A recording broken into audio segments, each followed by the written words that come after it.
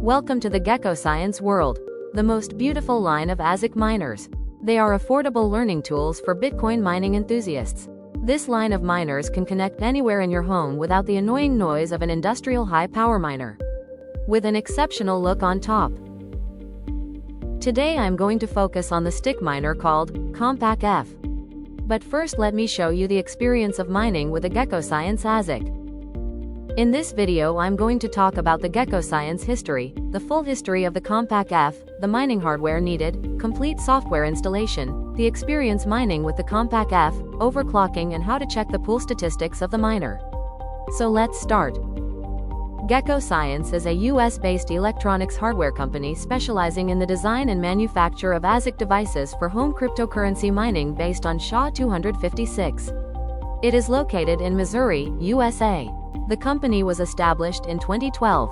In addition to manufacturing products, GekkoScience also provides electronic design consulting services.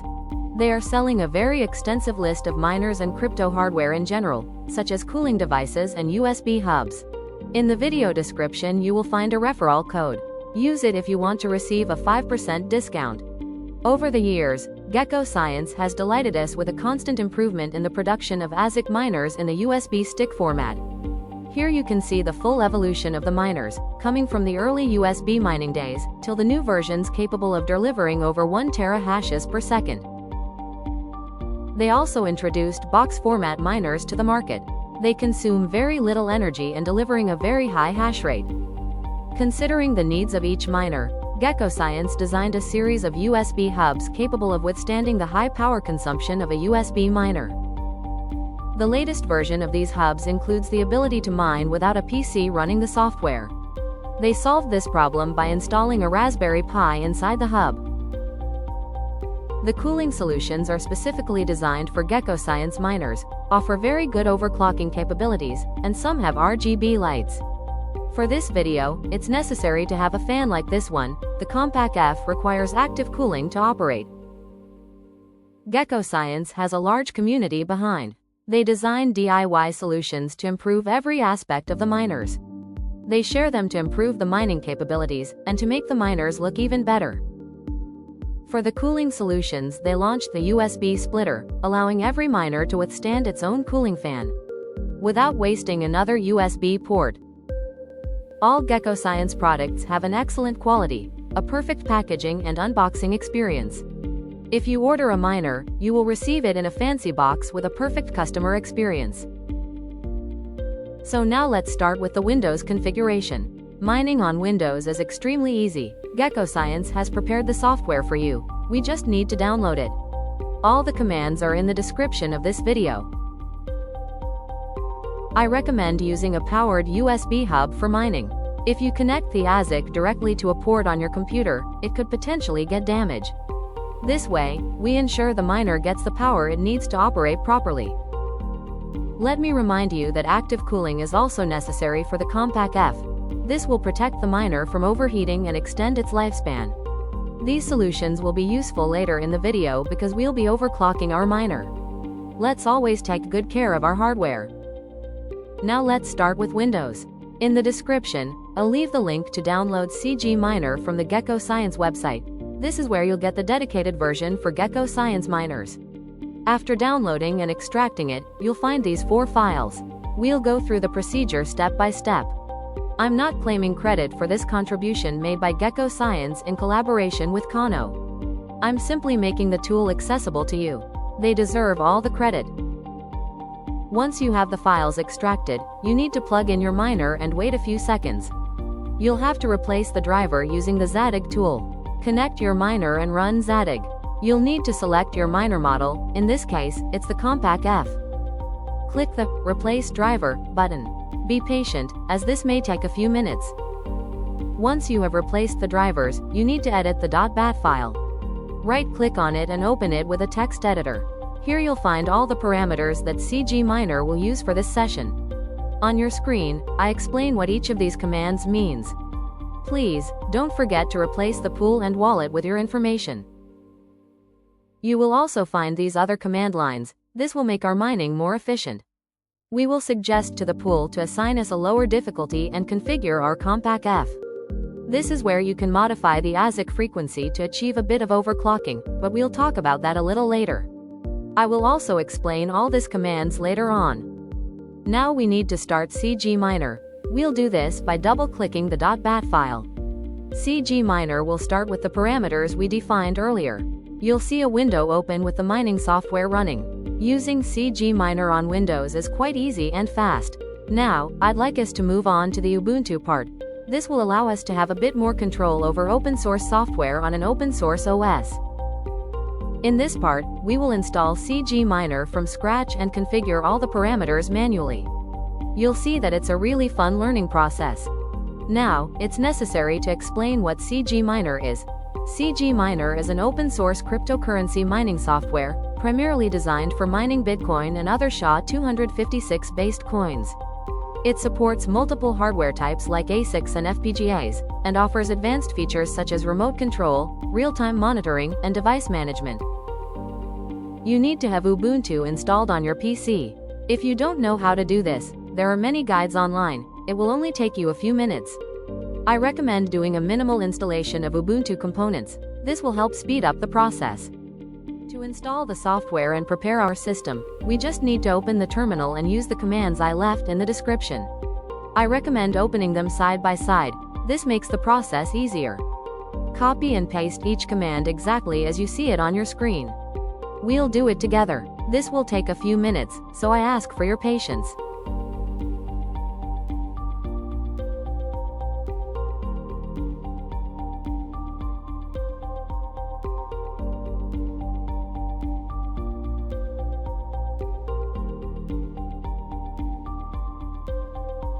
To properly compile the mining software, it's necessary to install the required dependencies. This will enable the necessary packages to run CGminer.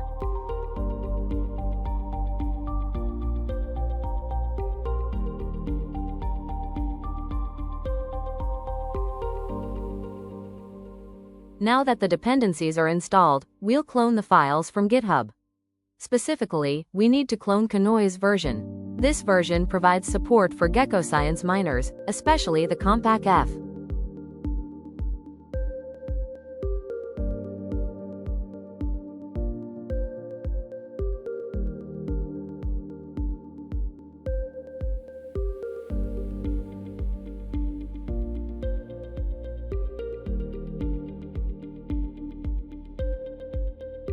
Now that the files have been cloned, we need to enter the CGminer directory and configure the software. With these commands, we'll prepare the installation and enable support for GekkoScience miners.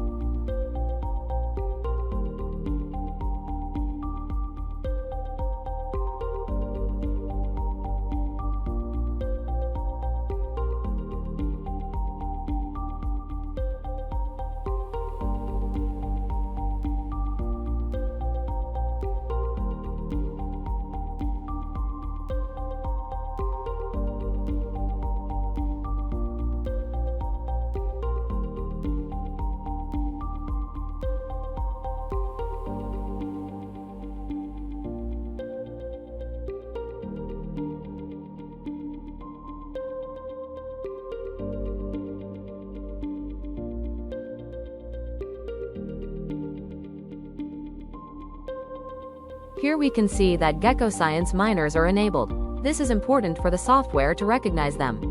Now we just need to compile and install the software. This will take a few minutes. The installation speed depends on your CPU's power, so we'll wait for the process to finish.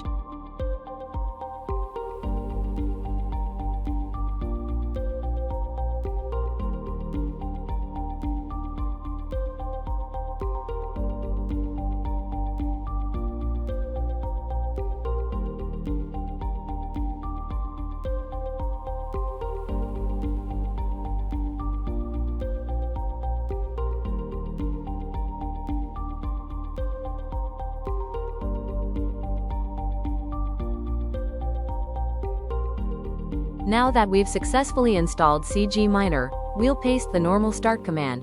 This will launch the software and start the mining process. Remember that this command is responsible for telling CGminer what to do. Later on, I'll explain each of these parameters and we'll switch to the overclocking command. Here we can see CGminer starting without any issues. The software is correctly recognizing our data. As you can see here, the name of our miner is already Compac F. It also correctly shows the Compac F chip, so our drivers are properly installed. In the Start command, we set the software to apply a bit of overclocking. The Compac F is designed to run at a speed of 200 MHz per second. We configured the command to raise the power to 220 MHz. Let's wait for this process to finish.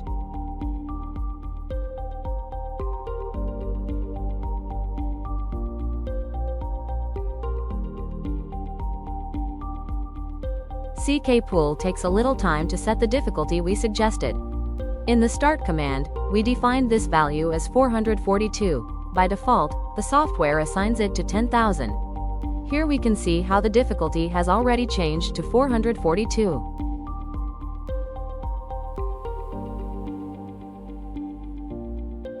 After a few moments, the first accepted shares appear. Our software is ready to run 24/7. Here you can see the Start command. It's a set of instructions where we tell the software the parameters we want to use during our mining session. Here, we can modify any parameter we want to achieve some kind of overclock. Feel free to modify the command. You'll learn a lot by tweaking the parameters. If you copied the commands I left in the video description, it's very important that you change the mining pool data and your wallet address. This will configure the software to use your preferred pool, and if you solve a block, you'll receive the reward in your wallet. If you want to fine-tune your mining process and slightly increase the chip's frequency, you can use these commands. I'll also leave them in the video description. This overclock command will slightly raise the chip's frequency and activate the parameters to gradually increase it. It will also precisely adjust the frequency without causing any issues to the miner. Later on, I'll explain how to perform a full overclock on the miner. To run CGminer whenever you want to mine, you just need to open the terminal, go into the CGminer folder, and run the startup command. You can run either the normal command or the one that includes overclock functions. Here you can see how CGminer starts up without any issues.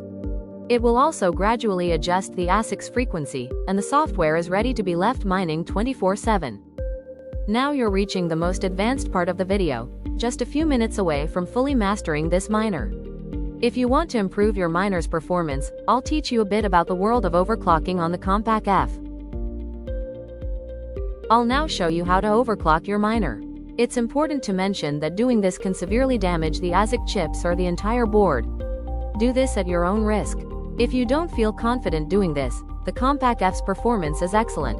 There's no need to risk our miners. The first step is to replace the factory thermal paste. This will ensure optimal thermal conductivity between the chip and the heatsink. I recommend using Thermal Grizzly thermal paste. You can find it almost anywhere, and it offers exceptional performance. To apply the thermal paste, you'll need to remove the heatsink. You'll find 4 screws on the back of your miner. Place it on a flat surface and loosen each screw until they're completely removed. Once that's done, remove the heatsink completely. Be very careful not to hit the chip, as it can be damaged very easily. Once you've removed the heatsink, you'll see the BM1397 chip. Using isopropyl alcohol and a bit of paper towel, carefully clean the heatsink and the chip itself. Make sure there are no residues of the old thermal paste or any other contaminants left behind. Once you've made sure there's no residue from the previous thermal paste, apply a very small amount of new thermal paste on the chip. A small drop about the size of a grain of rice is enough. The heatsink will spread it evenly. To reinstall the heatsink, place it on a flat surface and position the miner on top of it. Insert the screws into the holes. This will ensure they are perfectly aligned. Tighten all the screws slightly and make sure the heatsink doesn't move. You don't need too much pressure, just enough to keep it firmly in place, being careful not to damage the chip. On the back of the miner, you'll see a small screw. This is a precision potentiometer that controls the chip's voltage, usually called the V-core. With the help of this potentiometer, we can increase the voltage, which will allow the chip to run at a higher frequency, achieving a successful overclock. This is the most critical step. Connect your miner to the USB hub. Using a multimeter, Measure the voltage at the terminals of the black component shown on the screen. Turn the potentiometer slightly and see if the voltage increases or decreases. Once you know the correct direction to turn it, adjust it to raise the voltage by a few millivolts. Usually, about 1/8 of a turn is enough.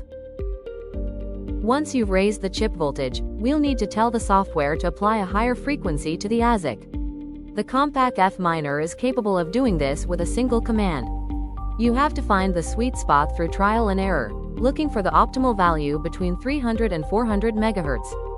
How far you can push the overclock depends on how hot the chip is, how much voltage it has, and the so-called silicon lottery.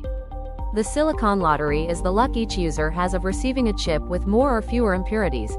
The fewer impurities it has, the less heat it will generate and the higher frequencies it will be able to reach. Take your time doing this. If your miner reboots after a while, change the values and start again. Now we'll check the statistics of our mining session. Each pool offers a service to monitor the performance of our miners. In this case, we'll go to the official page of the mining pool and look for the dashboard option. You'll need to enter your wallet address and you'll be able to see your statistics. Go to solo.ckpool.org and paste your wallet address. A very basic window with your statistics will open. Here you'll be able to see your hash rate over the last few minutes, hours, and days. You'll also see the number of shares accepted by the pool and the value of your best share. This is the number every user is waiting to see rise and surpass the difficulty in order to solve a block. If you want to monitor your statistics with a better user experience, go to solostats.ckpool.org and paste your wallet into the field. A more user-friendly and complete graphical interface will open compared to the one we saw earlier. Here, you'll be able to see the same values but with a cleaner look and greater ease of use. At the bottom of the general statistics, you'll find graphs where you can see the number of miners associated with this wallet and a complete history of your hash rate. This is very useful for visually identifying issues with your miners. If your hash rate fluctuates up and down, it may mean that your miner is rebooting or experiencing some kind of problem. When I first entered the world of mining, I came across many people who said certain things were possible, but never explained how to do them. That's why I'm creating this kind of video, to teach you what I wish someone had taught me. Keep moving forward in your learning, and never give up until you achieve it. If you have any questions, leave them in the comments and I'll answer them. And as I always say, happy mining! I want to thank you for staying until the end of this video, and I hope it was useful. Subscribe to the channel to see more content like this, and if you'd like to make a donation, my Bitcoin wallet is in the comments.